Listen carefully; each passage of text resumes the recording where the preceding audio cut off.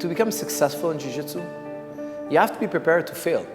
Because when you think about it, you come on the mat and you see one guy who's a black belt and he's choking, armbarring everybody, and the beginner might think, oh, that guy is really good and I'm really bad. But what they don't realize is that guy, what they don't see, they just see his exceptional skill. What they don't see is this guy used to be a beginner just like you. So if you watch that guy over a decade evolve, you'll be like, hey, that guy used to be really bad. He was horrible. Everybody used to choke him out. And now look at him. He's untouchable. He's amazing. But you just came on the last day where the result was there. It's like if I take a tourist and I bring him to the Eiffel Tower, he's like, whoa, look at this Eiffel Tower. It's amazing. But he didn't see how it was built. So he might think that that's how it was created. France was created early on. It was always this way. It's not, obviously. The building process is something unique.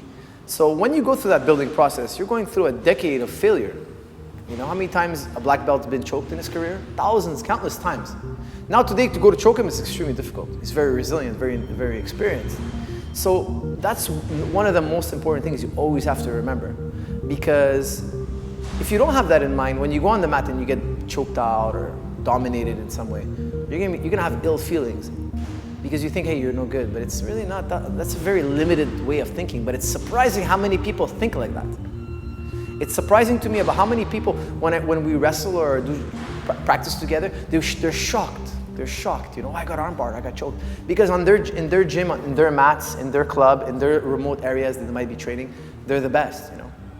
And when they come to a big gym where there's a lot of experienced guys and they get choked out or whatever, to them it's a shock. But that's the thing, is that you can't have a ceiling in your mind. Some people think, oh, this is the end all be all. This is the mastery. This is the best. So one great philosopher said, the highest mountain you've seen is not the highest mountain of all. The biggest mountain you ever saw. If you're a limited thinker, you think, oh, that's the highest mountain there is. You're amazed. You can't even imagine anything higher than that, greater than that. And now when they went to Mars, they discovered a mountain so great, so large that it's bigger than the state of Texas. It's bigger than the whole state.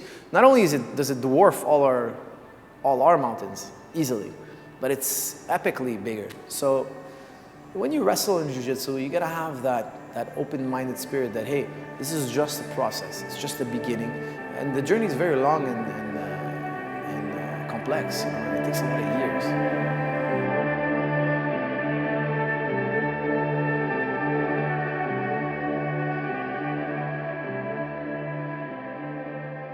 There's so many great minds said it, so many great minds. And I think Musashi said it in the most beautiful ways.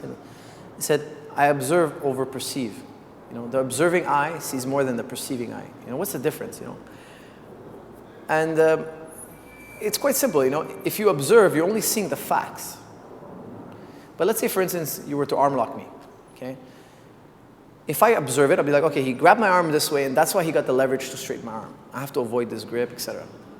But if I perceive is like, oh, he grabbed my arm, he's better than me, he has something I can't put my finger on, and I'll never be able to figure this out. I add a good or bad to it. I add my own emotional spin, But if you put that to the side, and you just observe and learn, you'll go further, way further, because you won't have these emotional ups and downs.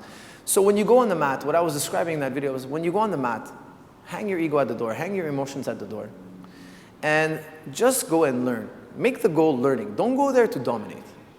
Don't go there. Some people took it as, oh, I should go in there and flow and let people armbar me. No, that's not what I meant either. Because then we don't know what works. If I go in the gym and I take a passive attitude and I let you armbar me, choke me, how do you know your armbars and chokes really work? I was being passive, I was being cooperative.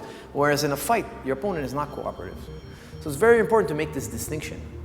I'm not saying go to the gym and be cooperative. I'm saying go to the gym and just learn. Observe what's going on and learn. You try, You observe and you learn. That's it. Even if you go and you dominate everybody, there's something to learn. So don't go around patting yourself on the back. Today I killed everybody. That's a bad attitude. That's a short-sighted attitude.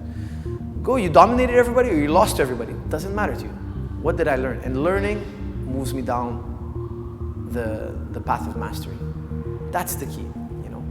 Go to the gym and learn. What did you learn today? And it's the same for philosophy, science, mathematics, architecture. It's all about learning. Hey, you built a building and it collapsed. What did you learn? Don't label, I'm a bad architect, or I don't understand this and I'll never understand it. It's too complex. Don't label these things. Just observe, study, and repeat. And is this kind of mindset does that come with just years of practice, or is it kind of something that you purposely try? I think, you know, listen, I have a background in philosophy. I read a tremendous amount. It's just from reading from Socrates to Leibniz to Isaac Newton. They were all about suspending judgment and emotions and just dealing with the facts. And I think it was a great benefit to me, you know, a huge benefit, because I started jiu-jitsu late. You know, I started jiu-jitsu in my 20s. And now I'm an instructor and people come from all over the world, and I teach MMA and jiu-jitsu and wrestling. And I mean, I'm in the sport all day. I wrestle and do jiu-jitsu all day long, and I do striking all day long, and that's my whole focus, you know. So how did I think what helped me is that I never was about the winning and losing. I always suspended that. That was just for fight night, you know. It was always about the learning, the knowledge, and putting knowledge on a pedestal, whereas a lot of people put winning and losing on a pedestal. But the thing is, you have to lose a lot to be great. You know, look at Michael Jordan, look at Mike Tyson, look at all these guys. All these guys, they started at beginners. You know, they say Michael Jordan was cut from his high school basketball team. I'm not surprised, because beginners are no good. There was probably guys playing basketball longer than him at that point, and before he can reach mastery, he was cut. That's normal. It's not surprising to me.